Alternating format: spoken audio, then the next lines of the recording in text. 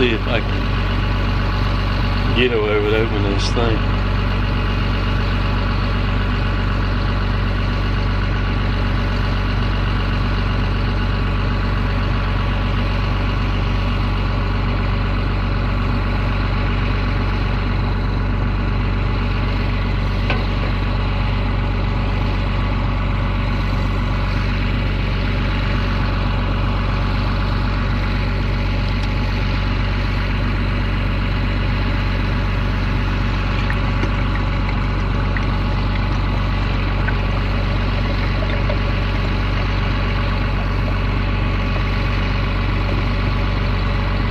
So I did get my heater back working on it. So a few facts here that I want to point out. A lot of people were pretty harsh in the comments on the video when I was blowing that heater core out. The heat did get back coming on in it.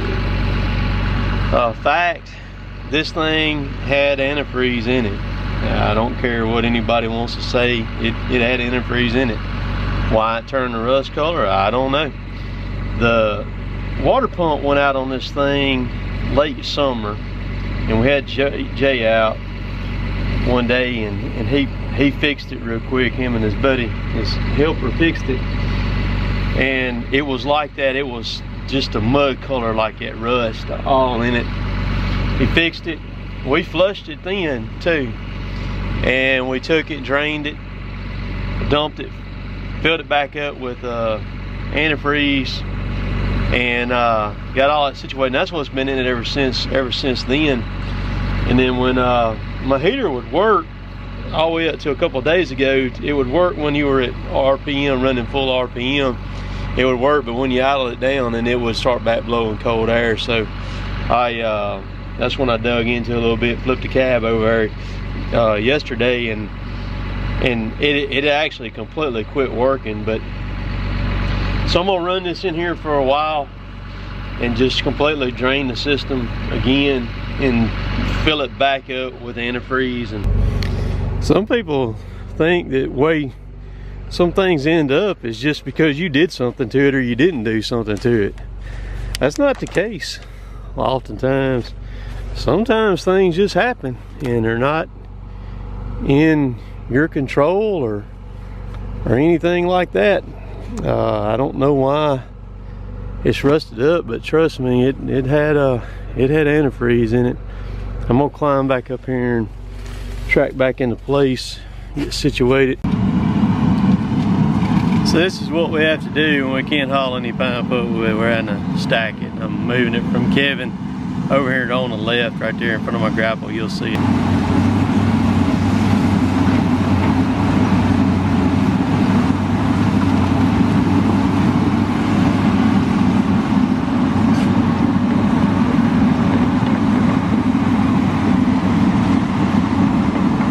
So this loader now has 20,300 something hours on it, getting close to 20,400 on it. I just figured it up a while ago, and the motor that's in this loader right now has 9,500 hours on it, just a little, not quite 10,000. And that's pretty good for the 6.8 liter motor. Usually we don't get 6,000-7,000 hours out of them is about all we get out of them. But my first one in the machine, I ended up with like 10,800 on it, or somewhere around in that neighborhood. And this one here it's smoking a good bit, but it's not using any oil hardly, between oil change or anything. And the water's not going anywhere in it either. It just keeps getting that mucky, and I'll drain that. I'll finish flushing it out here, and I was going to run it for a few hours with the flush in there, and then I'll drain it out and swap it. But I just wanted to point that out. And like I said earlier in the video, it had antifreeze in it. There were 2 or 3 in the comments that swore up and down that there was no antifreeze in it. I didn't even respond back to them. I mean, it's gotten where you just, in the comments on YouTube, you can't even say a just a regular run-of-the-mill comment back to people hardly, because somebody else is going to read it and they're going to take it the wrong way, and I just ignore it and go on. But we can't do anything with this pine pole again. Here it is, not even the middle of February, and we're having to stack this stuff. We're out, and so we'll just work around it the best that we can, and hopefully we'll get freed up where we can haul some more there.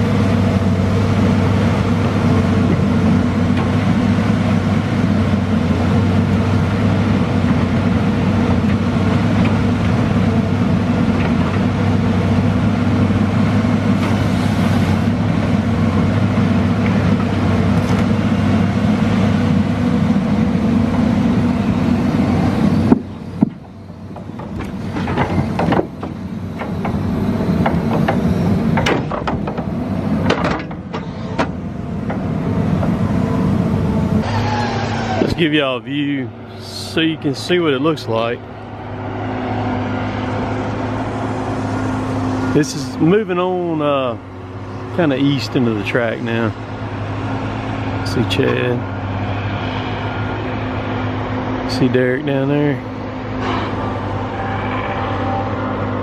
You can see the SMZ streamside management zone, the strip of trees that's been left between here and that other hill. That's where we started at, way over there on that other road that you see.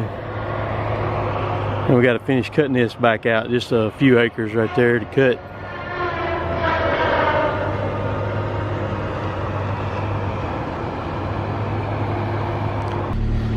So I bet my neighbors really love me. It's a good thing I don't have any close by, but I'm about to take the 550 XP Mark II, and I've got this thing pretty square on the end, but it's a little bit off. I'm gonna recut it again and try to get it just as square as I can, because what I'm gonna do with this piece of poplar right here is I'm gonna stand it straight up. I'm gonna end up cutting it off. Once I do what I'm gonna do with it, I'm gonna cut it off on up here, but I'm gonna take it and use it as a prop in my shop for the felling part of stuff. And I'm actually gonna notch it and bore it in a couple different places, maybe even 3 places on it, to kind of give a demonstration of what I want when we come outside to run the chainsaws. So I'm gonna set y'all up on the tailgate of my truck and let you watch. I'm doing it on the concrete apron right here. I'll be able to take the blower and blow all the chips off of it, so that'll be good. You can kind of see, I cut it with the steel, the 362 on the first cut right there. I got it pretty good, but I think I'm gonna try it with the 550, because the chain's not quite as aggressive that I got on the 550 right now. It's a newer chain. The one I got on the steel is pretty aggressive. So y'all hold tight.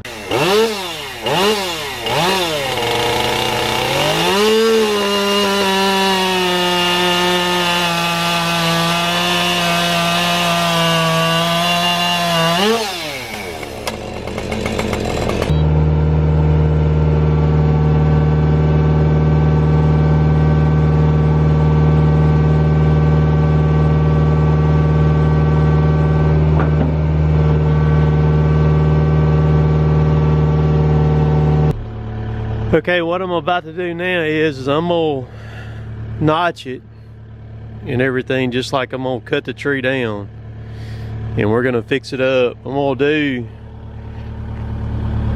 probably 2 or 3 on it, around it, and that way I can really demonstrate on, like I said a while ago, on what I'm after. And in the classroom, because I use a dry erase board a lot, and I'm not getting the effect out of it like I want to, because you're looking at a flat screen. This right here will give you a 3-dimensional, the real deal right here when I do this. And I think it's going to work pretty good, because I can even go several more steps. I can actually take and break one of the hinges, and I may do that on the top one. Go ahead and cut it like I'm going to, and then take the mini, break it, and then actually install a real metal hinge, like a door hinge or something in it, to where I can just demonstrate the way it works and where it breaks at when it pivots over.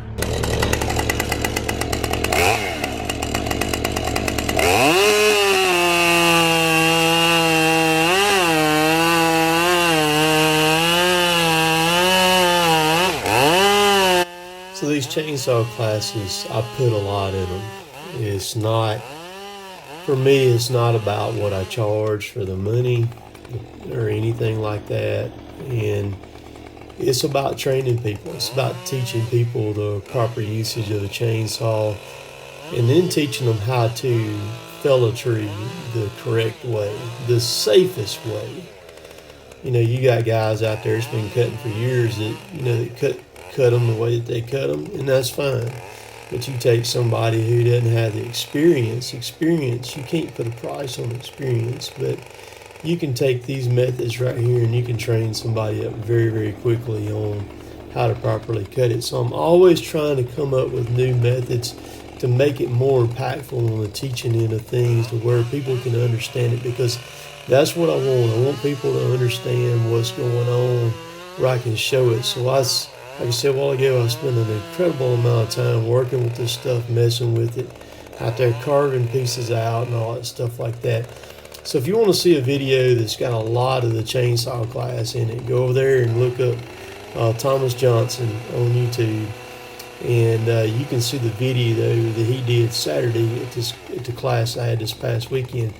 So I'm going to be firing up again this weekend. Got people coming, going to do another saw class training, and there's still time. I mean, if you're around, y'all be watching this on Thursday and you're interested in coming, my email's down below. Hit me up and I'll get on the phone with you real quick and we'll get you going. So enjoy the rest of this video.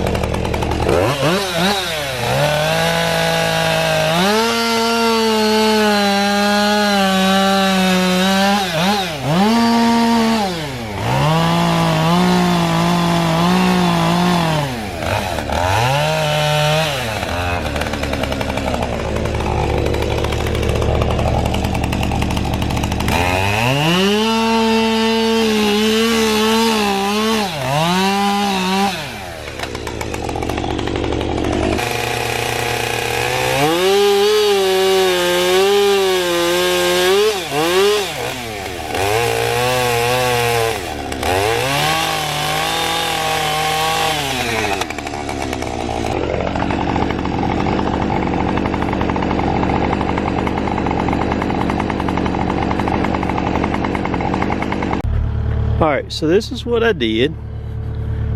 The bottom cut is your normal common notch here that you see a lot of people cut. They just cut in there, they just bury the saw up in there and then come in with a notch. But see, I did it on purpose. I've got bypass over here big time. See, the notch stops right here, but the cut keeps going all the way back to there, where I can demonstrate on a real tree what's gonna happen. Because what's gonna happen on this one here, this notch is irrelevant. It's nothing more for looks is all it's for right now.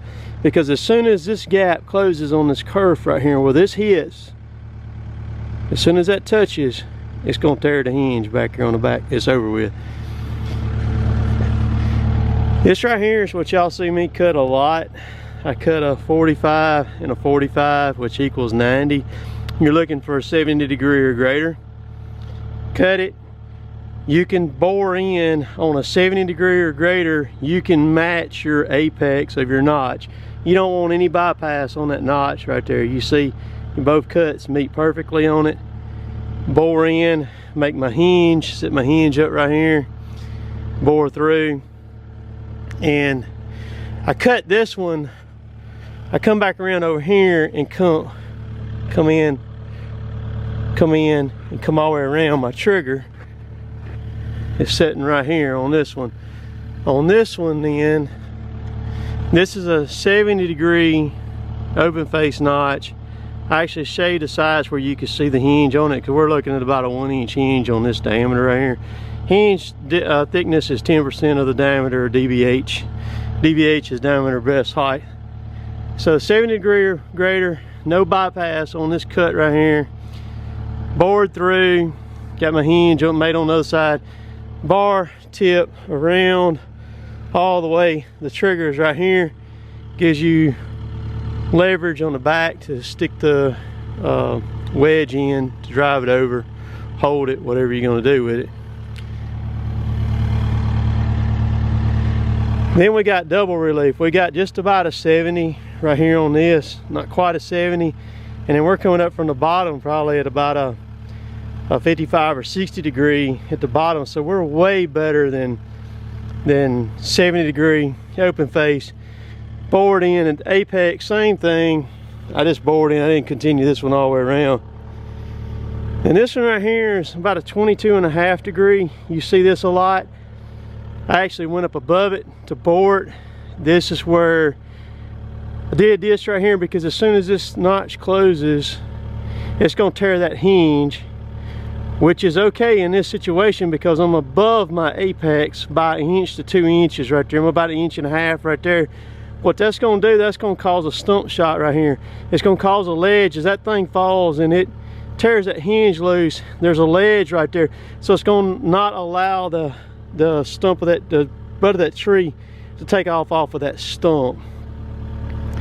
And then for all my West Coast fans, I went ahead and throw the Humboldt in right here on this.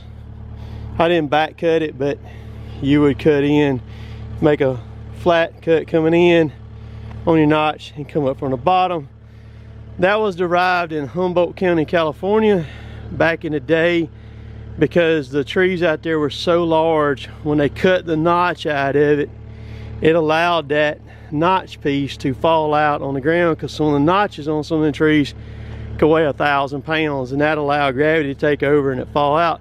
Also, they cut in deeper. They're going back nearly to 100% on a lot of theirs, because the fiber pool is a little bit different out there, so they can cut up with a Humboldt like this, and the way the hinge pivots over, it works for them out there. So you kind of got to work with whatever tree is in front of you at the time. But I'm going to use this, and I'm going to take some paint and I'm going to color code each one of these right here and mark the triggers. But I think that'll be a lot more dynamic for me in the classroom when I'm teaching to use it here, especially on these like this one here, where I can stick a 320. That was a, well, I'm gonna go back with a 325 bar with no chain on it and stick it in, and that'll be good.